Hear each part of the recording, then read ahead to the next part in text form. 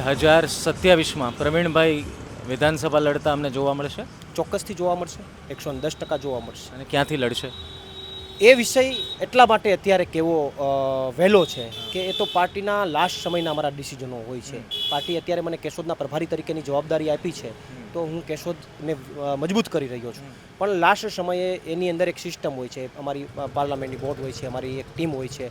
એના આધારે અમે લાસ્ટમાં જે નક્કી કરીશું એ નક્કી પાર્ટી જે અમે નક્કી કરીશું એના આધારે અમે ચૂંટણી મેદાનમાં અચ્છા, તેમ છતાં પ્રવીણભાઈના પ્રેફરન્સવાળી સીટો કેટલી છે કે ભાઈ આ 2-3 સીટ જે મારા વિસ્તારની? જુઓ, કેશોદ છે, જ્યાં જ્યાં મેં વર્ક કરેલું છે ત્યાં લોકોની વચ્ચે જઈ શકીએ. આમ તો જનરલી ઘણા મુદ્દાઓને લઈને, ખેડૂતોને લઈને આંદોલનો કર્યા, પણ કેશોદની અંદર ઘેડના પ્રશ્નોને લઈને મારા ઘણા બધા આંદોલનો છે. ઘણી બધી અહીંયાના અંડરબ્રિજ છે, એ અંડરબ્રિજમાં મેં હોડી ચલાવી હતી અને એમાં મારી ઉપર કેસ થયો હતો. અને આખા ભારતમાં પહેલી વાર આવી ઘટના બની કે કોઈ હુડકું ચલાવે એના ઉપર કેસ થાય. હું તો ગ્રીનિસ બુકવાળાને કહું છું કે મારું એના ગ્રીનિસ બુક ઓફ રેકોર્ડમાં મારું નામ લખાવવું જોઈએ કે હુડકું ચલાવવા ઉપર કેસ થયો. તો કેશોદની અંદર મેં લોકો માટે ખૂબ કામ કર્યા છે.